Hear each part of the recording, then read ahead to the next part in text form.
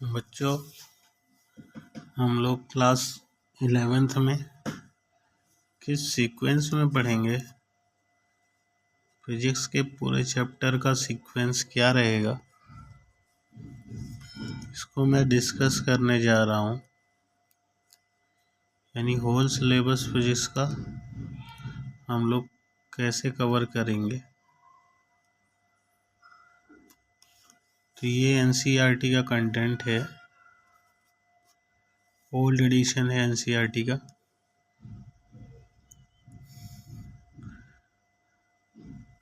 तो मैं तो पूरा ओल्ड एडिशन ही पढ़ाऊँगा। तो इसमें जो पहला चैप्टर है, जिसको हम लोग जीरो चैप्टर भी कहते हैं, वो है फिजिकल वर्ल्ड। क्या है? हमारे सिलेबस का पहला चैप्टर, फिजिक्स का zero chapter, physical world. Physical world क्या है? भौतिक संसार। इस भौतिक संसार में जो भी अध्ययन करना है, भौतिक संसार में जो भी फिनोमिना हो रही हैं, फिजिकल वर्ल्ड में जो भी फिनोमिना हो रही हैं, उन फिनोमिना का अध्ययन करेंगे इस चैप्टर में। जैसे दो मास आपस में एक दूसरे को अट्रैक्ट कर रहे हैं, क्यों अट्रैक्ट करते हैं, किसी चीज का क्यों हम लोग सीखेंगे। दो चुंबक आपस में अट्रैक्ट करते हैं या रिपेल करते हैं, उसके पीछे क्या वजह है, करंट क्यों बहता है, बल्ब क्यों जलता है, मैं बोल रहा हूँ आपके कान तक आवाज क्यों जाती है, इन सब का अध्ययन इस फिजिक्स में हम करेंगे। इस भौतिक संसार में जो भी फिनोमिना हो रही है, उन सब का अध्ययन फिजिक्स में हमें करना है। इस चैप्टर को हम छोड़ भी सकते थे, लेकिन हमें छोड़ना नहीं है। इसका वेटेज है, मतलब फिजिक्स में एक प्रकार से एक इंटरेस्ट पैदा करेगा ये चैप्टर। तो फिजिकल वर्ल्ड में हम तो स्टार्ट करेंगे ही, लेकिन फिजिकल वर्ल्ड पढ़ने के पहले हम ये समझ लें कि फिजिक्स किसे कहते हैं। इस भौतिक संसार में जो भी फिनोमिना हो रही हैं, नेचर में जो भी फिनोमिना हो रही है, उन फिनोमिना का अध्ययन करना, उन नेचर और नेचर में होने वाली फिनोमिना का अध्ययन करना, study of nature and it's phenomena is called physics. Whatever the phenomena is happening in the nature, to study that phenomena is called physics. Study of nature and natural phenomena is called physics. ये दिन होना, ये रात होना, ये तारों का टिमटिमाना, ये लहरों का उठना, ये इंद्रधनुष का बनना, ये दिन होना, ये रात होना, ये पृथ्वी का सूर्य के चारों ओर घूमना,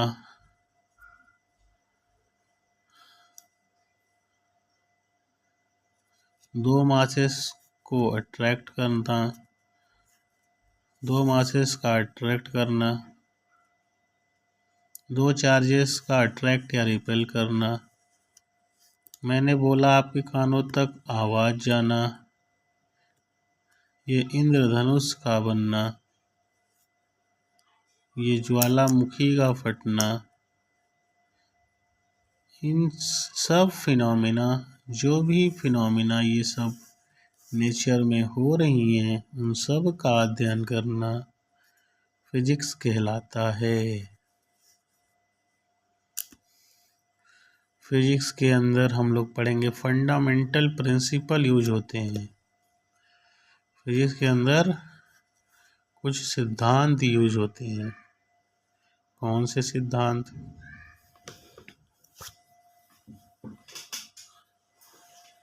दो फंडामेंटल प्रिंसिपल हैं, एक है यूनिफिकेशन, एक है रिडक्शनिज्म।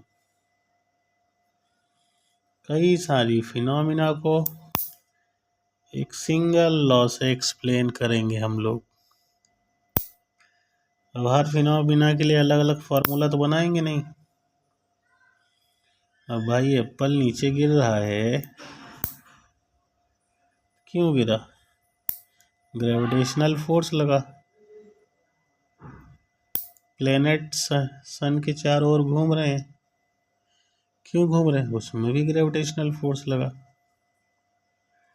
तो देखिए फिनोमिना तो दो हुई, लेकिन कंसेप्ट तो एक ही है, ग्रेविटेशनल फोर्स।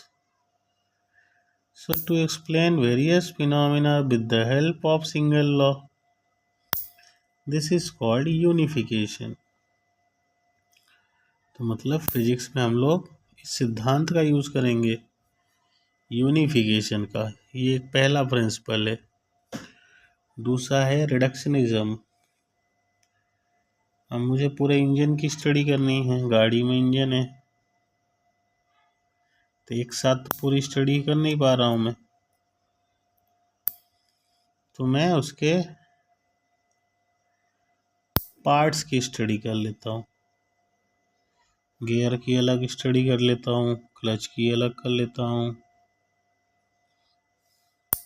ब्रेक की अलग कर लेता हूँ, इंजन की अलग कर लेता हूँ, है ना। तो इस तरह से हम अगर छोटी छोटे पार्ट्स की स्टडी कर लेंगे तो पूरे गाड़ी की स्टडी हो जाएगी।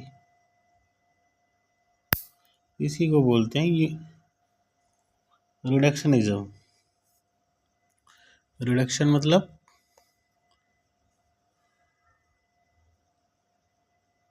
कि कॉम्प्लेक्स चीज़ की स्टडी करनी थी तो उनके पार्ट्स की स्टडी कर लो तो कॉम्प्लेक्स की स्टडी हो जाएगी। ये दो फंडामेंटल हैं, यूनिफिकेशन और रिडक्शनिज्म। स्कोप और एक्साइटमेंट। स्कोप यानी हमारे फिजिक्स में हमें पढ़ना क्या क्या है, हमारा सिलेबस क्या है। तो ये पूरा सिलेबस हम लोग इसमें देखेंगे कि 9 से 12 तक की जो फिजिक्स हम लोग पढ़ेंगे, 11 12 की जो फिजिक्स पढ़ेंगे, उसका सिलेबस क्या है, यही स्कोप है। एक्साइटमेंट, फिजिक्स पढ़ने में एक्साइटमेंट भी है। फिजिक्स को टेक्नोलॉजी से रिलेट कर सकते हैं। फिजिक्स जब बनेगी तो टेक्नोलॉजी डेवलप होगी, और टेक्नोलॉजी की डिमांड होगी तो नई नई फिजिक्स डेवलप होगी। तो फिजिक्स और टेक्नोलॉजी एक दूसरे से रिलेटेड हैं। फिजिक्स है तो टेक्नोलॉजी बनेगी, नई नई तकनीक डेवलप होंगी, और नई नई तकनीक की ज़रूरत पड़ने पे नई नई फिजिक्स भी पढ़ी जाएगी, कि एक दूसरे के पूरक हैं, एक दूसरे की ज़रूरत पूरा करते हैं फिजिक्स और टेक्नोलॉजी।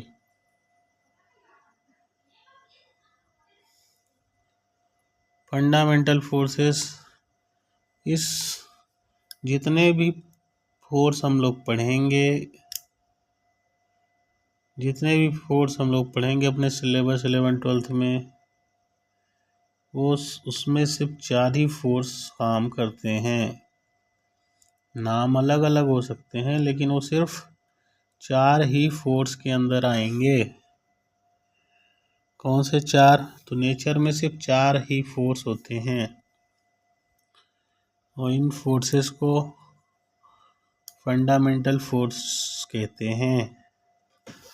तो फंडामेंटल फोर्सेस इन नेचर 4 हैं। कौन कौन से? ग्रेविटेशनल फोर्स, जब भी दो मास एक दूसरे को अट्रैक्ट करते हैं इस अट्रैक्शन को ग्रेविटेशन कहते हैं। और जितने फोर्स अट्रैक्ट करेंगे उस फोर्स को ग्रेविटेशनल फोर्स कहते हैं। ग्रेविटेशनल फोर्स सबसे वीक फोर्स होता है। ग्रेविटेशनल फोर्स मतलब ये बहुत वीक होता है और बहुत लॉन्ग रेंज का होता है। मतलब दो मास बहुत दूरी पे हैं तो भी ये फोर्स लग जाता है। फिर इलेक्ट्रोस्टैटिक फोर्स। इलेक्ट्रोस्टैटिक फोर्स यानी दो चार्ज पार्टिकल के बीच में लगने वाले फोर्स को इलेक्ट्रोस्टैटिक फोर्स कहते हैं।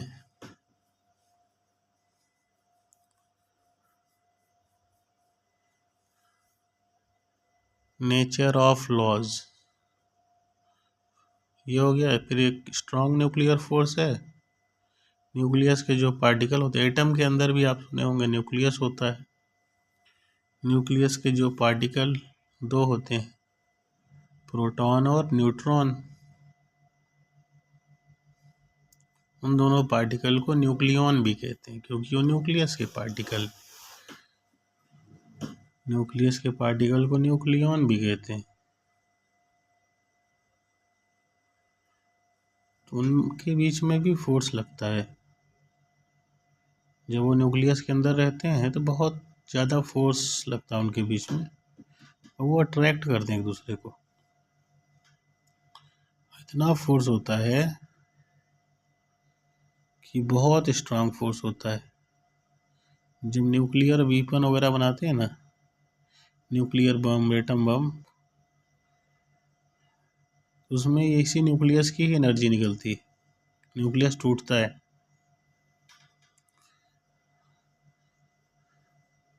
इसे स्ट्रांग न्यूक्लियर फोर्स कहते हैं। न्यूक्लियस के पार्टिकल न्यूक्लियॉन के बीच में लगने वाला फोर्स स्ट्रांग न्यूक्लियर फोर्स कहलाता है। न्यूक्लियस के अंदर दो पार्टिकल होते हैं, प्रोटॉन और न्यूट्रॉन। तो प्रोटॉन प्रोटॉन एक दूसरे को अट्रैक्ट करते हैं, न्यूट्रॉन न्यूट्रॉन अट्रैक्ट करते हैं, प्रोटॉन न्यूट्रॉन भी अट्रैक्ट करते हैं। इस अट्रैक्शन को न्यूक्लियर फोर्स कहते हैं। स्ट्रांग न्यूक्लियर फोर्स, बहुत स्ट्रांग फोर्स, नेचर का सबसे स्ट्रांगेस्ट फोर्स है स्ट्रांग न्यूक्लियर फोर्स। और ये अट्रैक्टिव नेचर का होता है। उसके बाद जब न्यूक्लियस टूटता है तो उसमें कुछ पार्टिकल्स निकलते हैं, alpha particle, beta particle, radiations निकलते हैं। तो इन अल्फा पार्टिकल वगैरह के बीच में, बीटा पार्टिकल वगैरह के बीच में भी अट्रैक्शन होता है, वो कम होता है, उसे वीक न्यूक्लियर फोर्स कहते हैं।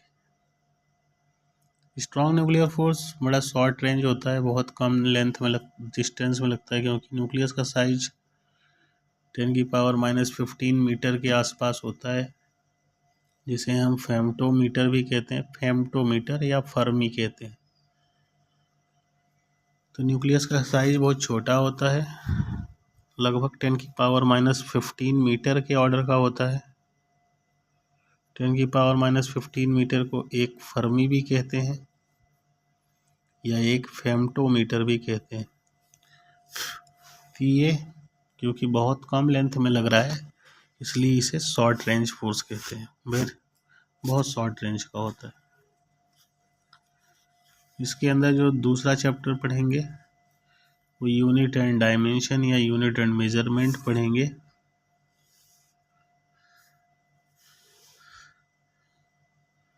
ठीक है।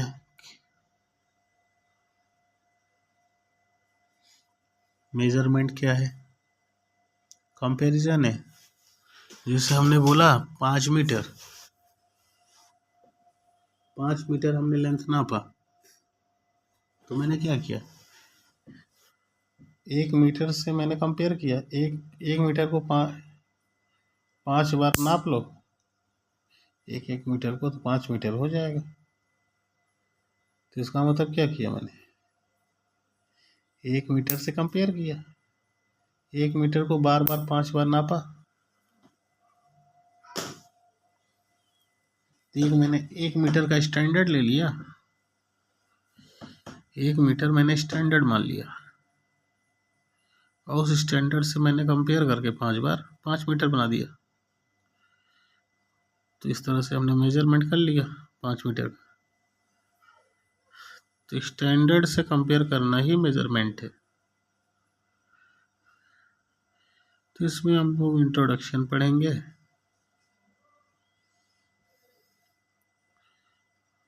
पहले के ज़माने में फुट से नापते थे हम लोग, पैर से लेंथ को, 1 फुट ज़मीन, 2 फुट। कुछ लोगों के पैर छोटे होते थे और कुछ लोगों का फुट बड़ा होता था। तो हमने बोला भैया 10 फुट ज़मीन दे दो। उसने अपने पैर से नाप लिया, उसके पैर छोटे थे। जब हम अपने पैर से नापे तो 8 फुट आ रहा था।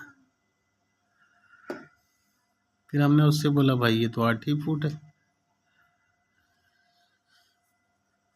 फिर तीसरे ने नापा तो कुछ और आया, है ना।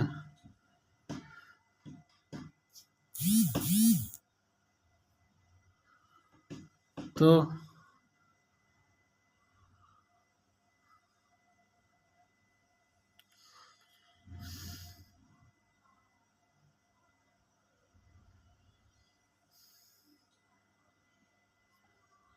पहले हम लोग कपड़े लेने जाते थे, हम लोग बोलते थे 5 हाथ कपड़ा दे दो। जो हम अपने हाथ से नापे तो 4 हाथ आया। उसके हाथ छोटे थे जो दिया था, उसके 4 हाथ आ गया था। जब हम दूसरे देश में गए, हमने बोला भैया 4 हाथ कपड़ा दे दो। वो जानता नहीं था ये हाथ क्या है। तो इसलिए सभी देश के साइंटिस्ट एक जगह पर बैठे, मीटिंग लिए,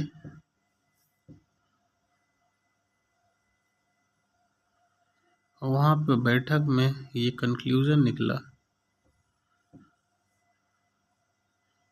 कि लेंथ को हम लोग मीटर में नापेंगे। चाहे आप इंडिया के हो, चाहे अमेरिका के, चाहे इंग्लैंड के, चाहे जहाँ के हो, लेंथ को हम एक स्टैंडर्ड हमने बना लिया कि हम लोग मीटर को जानेंगे। जब आप हमारे यहाँ व्यापार करने आओगे या मैं आपके यहाँ व्यापार करने जाऊँगा तो मीटर अगर बोलेंगे तो हमें समझने में कोई दिक्कत नहीं होगी। इसलिए पूरे वर्ल्ड ने एक स्टैंडर्ड मान लिया जिसे इंटरनेशनल सिस्टम ऑफ यूनिट कहते हैं, SI यूनिट। इंटरनेशनल सिस्टम मतलब SI यूनिट। तो लेंथ के लिए स्टैंडर्ड यूनिट इन लोगों ने बना दिया मीटर। ऐसे ही मास के लिए स्टैंडर्ड यूनिट बना दिया किलो। टाइम के लिए स्टैंडर्ड, टाइम वैसे हम लोग आवर में भी नापते हैं, मिनट में भी नापते हैं, लेकिन स्टैंडर्ड क्या बनाया, सेकेंड। फिर हम लोग सोचें पढ़ेंगे एक्यूरेसी क्या है, प्रिसीजन क्या है। किसी भी इंस्ट्रूमेंट का एक्यूरेसी और प्रिसीजन क्या होता है। एक्यूरेसी क्या है, ट्रू वैल्यू के आसपास हमारा इंस्ट्रूमेंट ट्रू वैल्यू के कितना क्लोज रीडिंग नाप रहा है। एक्चुअल वैल्यू जो है मेजरमेंट की, उसके कितना क्लोज रीडिंग दे रहा है इंस्ट्रूमेंट।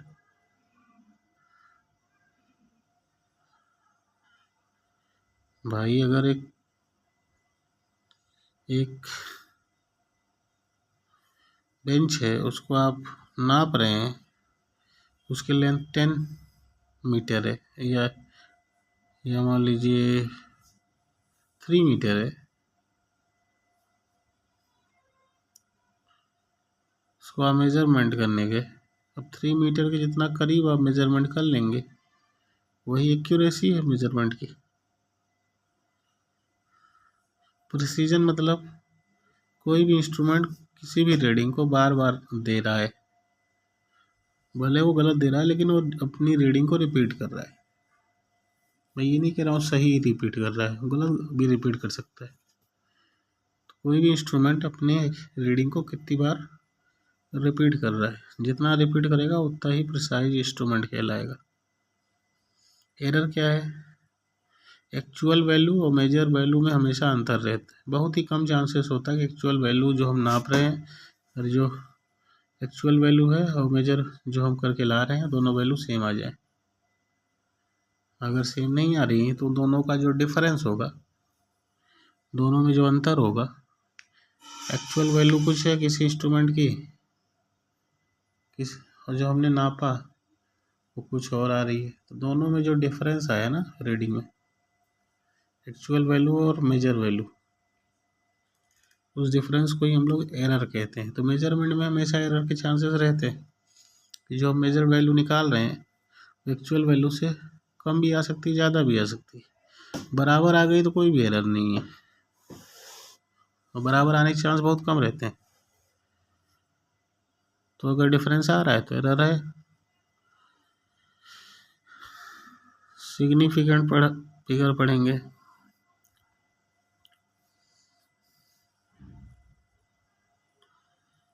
कितने डिजिट तक कोई भी मेजरमेंट एक्यूरेट है?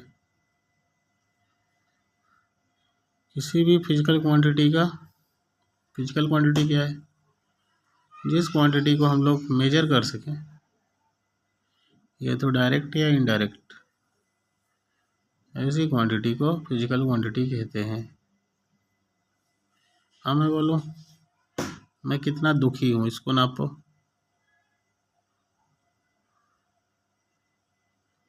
तो मैं इसको मेजर नहीं कर सकता। तो आपके शर्ट का कलर कितना है उसको नापो, वो नहीं नाप सकते। मैं कितना खुश हूँ इसको आप नहीं नाप सकते, फिजिकल क्वांटिटी नहीं है। लेकिन लेंथ, मास, टाइम नाप सकते हो, टेम्परेचर नाप सकते हो। तो जिस क्वांटिटी को आप नाप सको उसको फिजिकल क्वांटिटी कहते हैं, और जिसको ना नाप सको उसे नॉन फिजिकल क्वांटिटी कहेंगे। फिर उनका डायमेंशन क्या होता है? डायमेंशन हम वहीं बताएंगे जब डिटेल में पढ़ेंगे। डायमेंशन एनालिसिस पढ़ेंगे, डायमेंशन पढ़ने के बाद उसकी एनालिसिस करेंगे, उसका यूज़ देखेंगे। फिर हम लोग मोशन इन स्ट्रेट लाइन देखेंगे, मोशन इन स्ट्रेट लाइन का इंट्रोडक्शन देखेंगे। फिर पोजीशन, पाथ, पाथ यानी रास्ता, लेंथ देखेंगे, डिस्प्लेसमेंट देखेंगे, average velocity, average speed. Speed में जब डायरेक्शन की बात कर लें तो वेलोसिटी बन जाती है, जब डायरेक्शन की बात नहीं हो रही है तो स्पीड है, जब स्पीड में डायरेक्शन भी हमने बता दिया तो वेलोसिटी है। तो speed with direction is called velocity. Speed में जब हम डायरेक्शन भी कंसीडर करने लगते हैं तो उसको वेलोसिटी कहते हैं।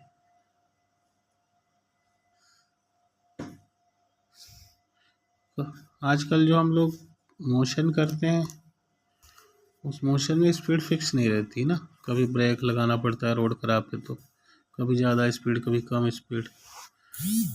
तो मम्मी ने पूछा बेटा किस स्पीड से आए,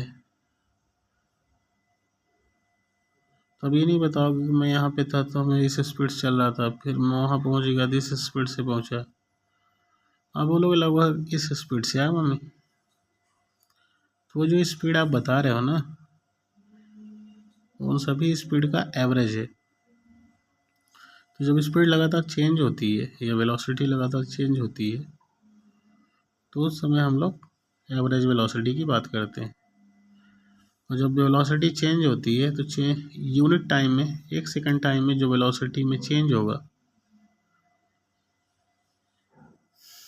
वेलोसिटी में चेंज 1 सेकंड में कितना हो रहा है इसको नापना एक्सेलरेशन कहलाता है। फिर हम लोग काइनेमेटिक्स इक्वेशन देखेंगे। मोशन की 3 इक्वेशन होती हैं, ऐसे होती 4 हैं। First equation of motion, second equation of motion, third equation of motion. और ये इक्वेशन ऑफ मोशन तब लगती हैं जब बॉडी का एक्सेलरेशन फिक्स हो, कांस्टेंट हो, चेंज ना हो। अगर बॉडी का एक्सेलरेशन चेंज होगा तो इक्वेशन ऑफ मोशन नहीं लगा सकते।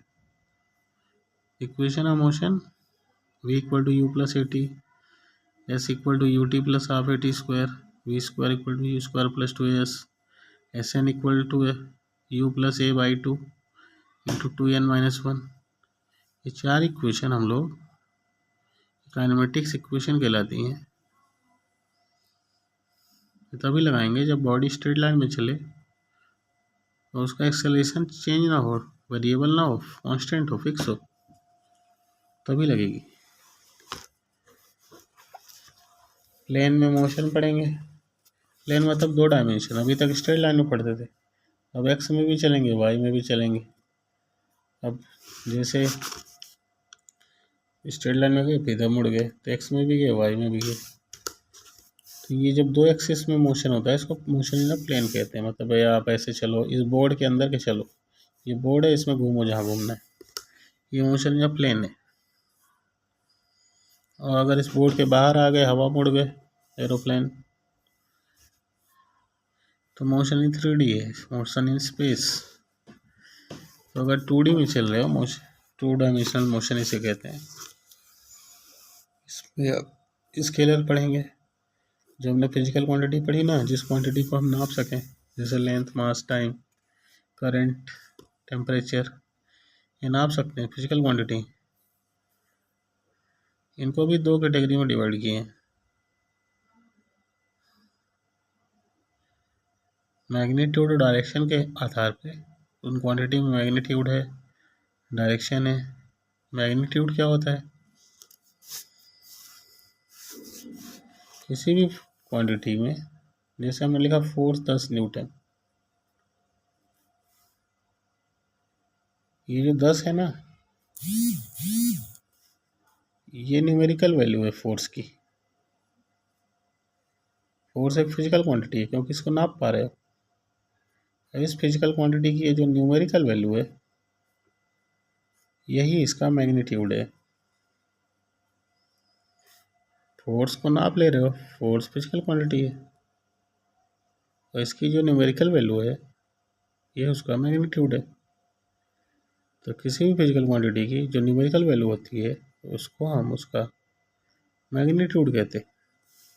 तो जिस क्वांटिटी में, फिजिकल क्वांटिटी में सिर्फ मैग्नीट्यूड की ज़रूरत पड़ेगी, उसको स्केलर बोलेंगे। और जिसमें डायरेक्शन, मैग्नीट्यूड दोनों की ज़रूरत पड़ेगी, उसको वेक्टर बोलेंगे।